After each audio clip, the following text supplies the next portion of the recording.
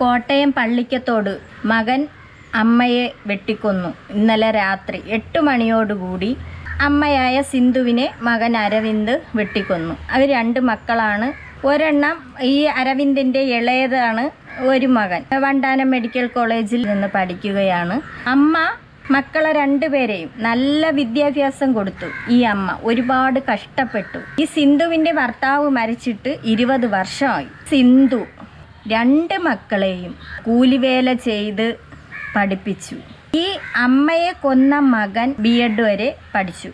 യവന് ലഹരി ഉപയോഗമായിരുന്നു. ലഹരി ഉപയോഗം എന്ന് പറഞ്ഞാൽ 10ാം ക്ലാസ്സാണ് ഒരു ഉദ്ദേശം പറയണമെങ്കിലും 10ാം ക്ലാസ്സിന് മുൻപേ ഇതുണ്ടായിട്ടുണ്ട്. സ്കൂളിൽ പഠിക്കുന്ന കാലം മുതൽ ഈ അരവിന്ദ് ലഹരിക്ക് അടിമയായിരുന്നു.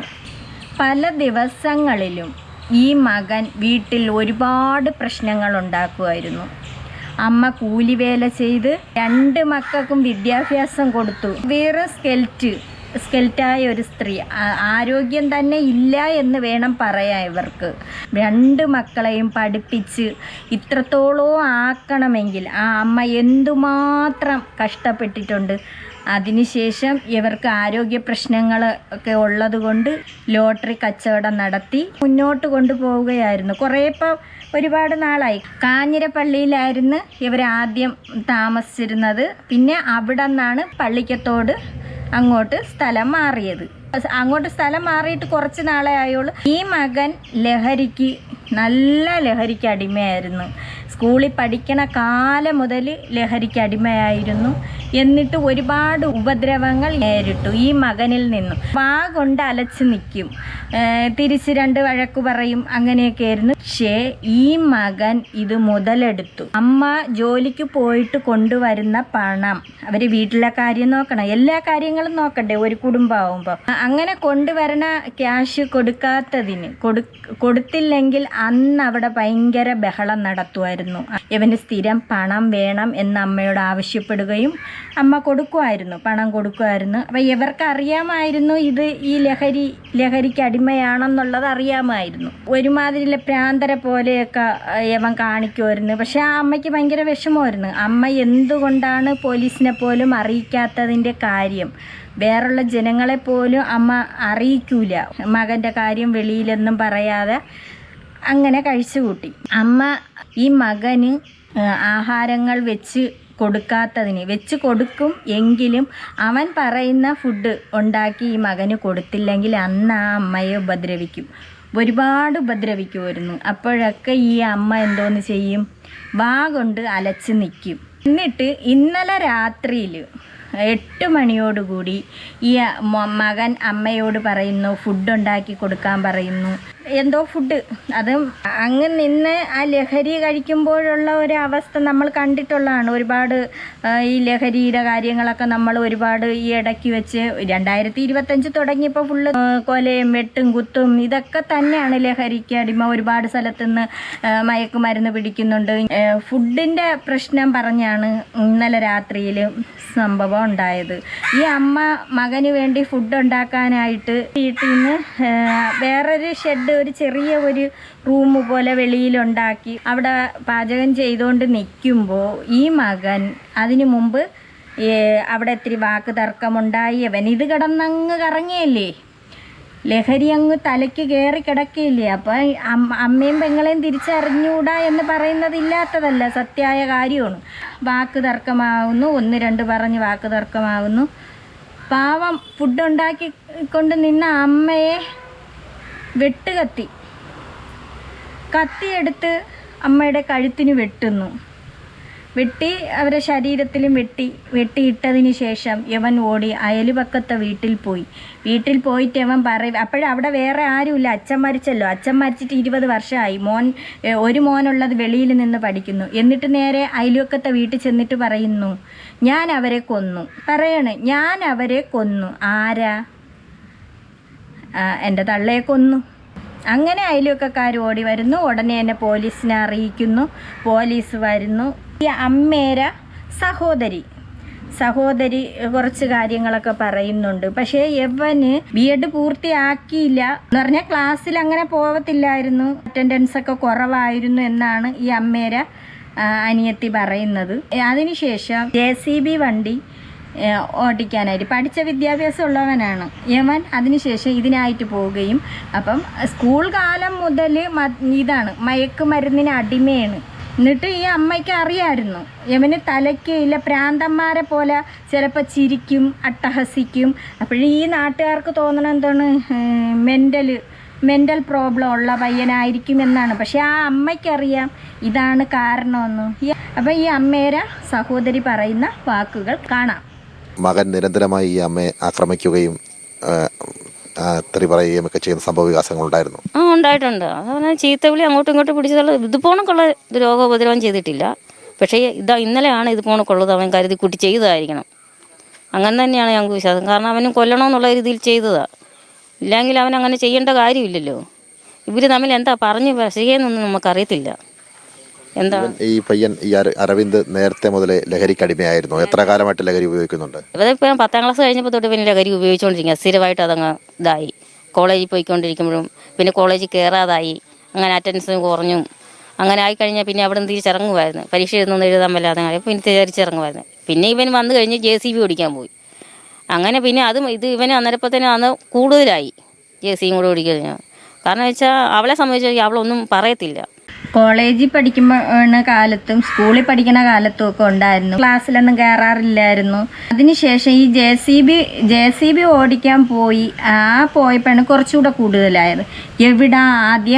ആദ്യമേ തുടങ്ങിയെങ്കിൽ പിന്നെ അത് സ്വയമായിട്ട് മാറ്റാൻ ഒത്തിരി പാടാണ്. അത് അവർക്ക് അതൊരു ലഹരി അങ്ങ് മൂത്തങ്ങ് പോവുകയാണ്. ലഹരിക്ക് അടിമയായിക്കൊണ്ടിരിക്കുകയാണ്.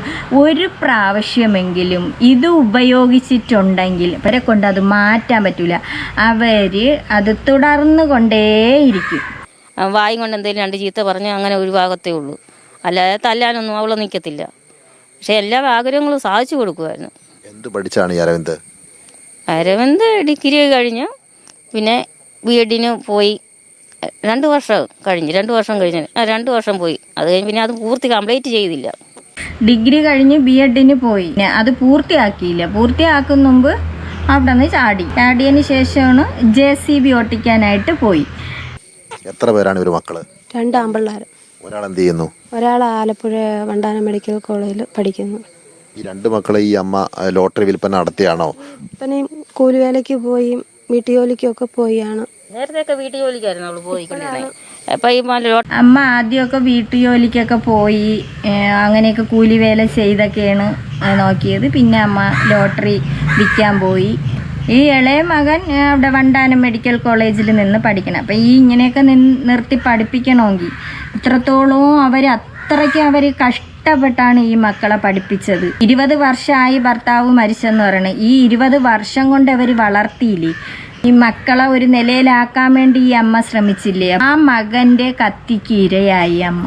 ട്രിപ്പിന് തുടങ്ങിയിട്ട് ഇപ്പം 2 വർഷമായതേ ഉള്ളൂ. കാരണം എന്താ വെച്ചാൽ ഒരു വീട്ടിൽ പോയി ജോലി ചെയ്യാനുള്ള ആവതില്ലാന്നായിപ്പോയി. അത് കഴിഞ്ഞപ്പോൾ ഈ ലോട്ടറി എടുത്ത് വിൽപ്പന തുടങ്ങി. അങ്ങനെ ആരോഗ്യമില്ലാഞ്ഞപ്പോഴും സ്വന്തമായി കഷ്ടപ്പെട്ട് മക്കൾക്ക് വേണ്ടി ഈ മക്കൾക്ക് കൊണ്ടുപോകാം. കാരണം അവിടെ ചിലവെങ്കിലായിരുന്നു ഇപ്പോഴും കഴിഞ്ഞുകൊണ്ടിരുന്നത്.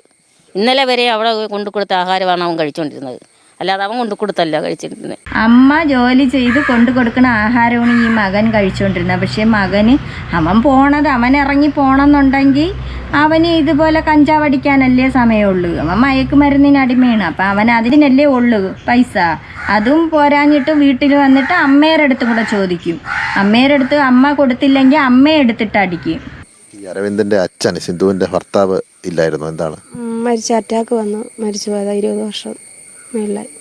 മക്കൾ മരണപ്പെട്ടതിന് ശേഷം അമ്മയാണ് ഈ മക്കളെ വളർത്തിയത്. അമ്മ ഒരുപാട് കഷ്ടപ്പെട്ടു.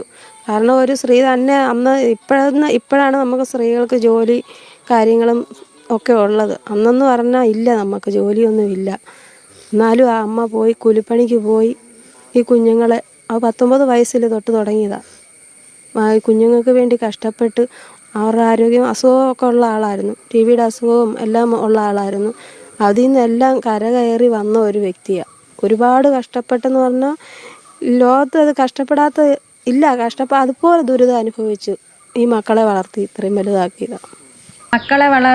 മക്കളെ വളർത്തുന്ന എന്തിനാണ് അമ്മയ്ക്കും അച്ഛനും ഒരുപാട് പ്രതീക്ഷകൾ കാണും ഈ മക്കളെ കൊണ്ട്. അവർ നല്ല നിലയിലാവണം എന്നുള്ള പ്രതീക്ഷയോടുകൂടിയാണ് വളർത്തണത്. അവരെ വളർത്തി വലുതാക്കി അവരെ പഠിച്ച് വിദ്യാഭ്യാസം കൊടുത്ത് അവർ നല്ല നിലയിലാകണം എന്നുള്ള ഒരു ഇതിൽ ആ മക്കളെ വളർത്തും.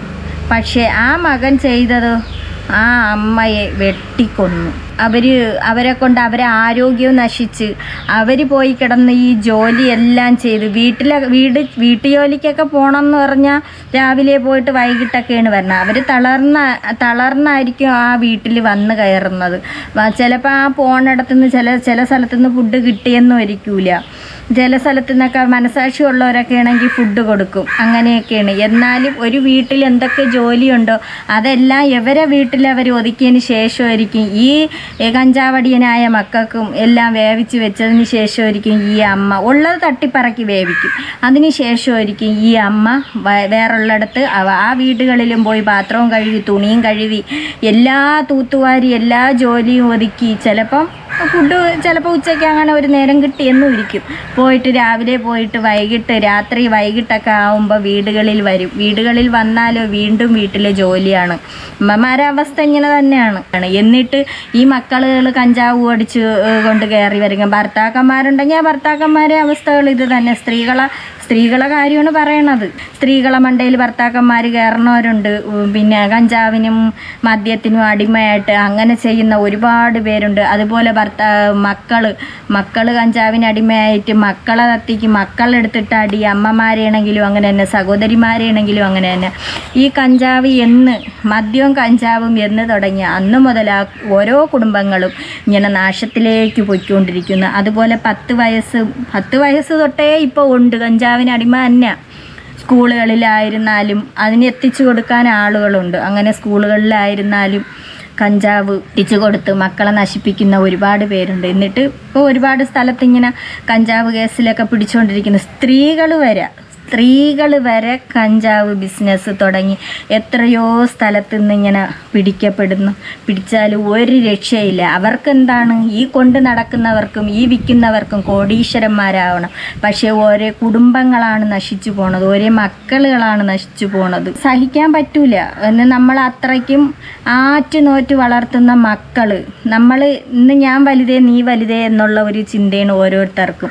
നമ്മൾ മക്കളെ വളർത്തുന്നു. നാളെ അവർ ഏത് നിലയ്ക്കാവും, അവരെ പോക്ക് എങ്ങോട്ടാണ് എന്ന് നമ്മളെ കൊണ്ട് സങ്കല്പിക്കാൻ പോലും പറ്റൂല. ആ അമ്മ തന്നെ പ്രസവിച്ചിട്ട സമയത്തൊക്കെ വിചാരിച്ചിട്ടുണ്ട്, എൻ്റെ മക്കൾ എനിക്കൊരു ആൺകുട്ടിയാണല്ലോ എന്ന് വിചാരിച്ചും കൊണ്ട് അവർക്ക് എന്തെങ്കിലും ഒന്നായിപ്പോയാൽ അവർക്ക് വേല ചെയ്ത് കൊണ്ടു കൊടുക്കാനൊരു മകനുണ്ടല്ലോ എന്ന് ചിലപ്പോൾ ആ അമ്മ പ്രസവിക്കുന്ന സമയത്ത് ചിലപ്പോൾ അവർ സങ്കല്പിച്ച് അവരെ ആശയ്ക്കരിമായിട്ട് വളർത്തി അവരത്രയും വലുതാക്കി. പിന്നെ വലുതായി വരുന്തോറും അവർക്കൊരു പ്രതീക്ഷ ഉണ്ടായിരുന്നു, എൻ്റെ മകനെ സ്കൂളിൽ ചേർത്ത് അതിൻ്റേതായ വിദ്യാഭ്യാസം കൊടുക്കണം, അവരെ നല്ല നിലയ്ക്ക് ആക്കണം എന്നുള്ളൊരു പ്രതീക്ഷ ആ അമ്മയ്ക്കുണ്ടായിരുന്നു. എന്നിട്ട് ആ അമ്മ അതാണ് പറയുന്നത്, 10ാം ക്ലാസ് തൊട്ട് ഉള്ള ചരിത്രം ഇവർക്ക് അറിയാൻ പറ്റും. ചിലപ്പോൾ അതിന് മുമ്പേ ഉണ്ടായിരുന്നിട്ടുണ്ട്.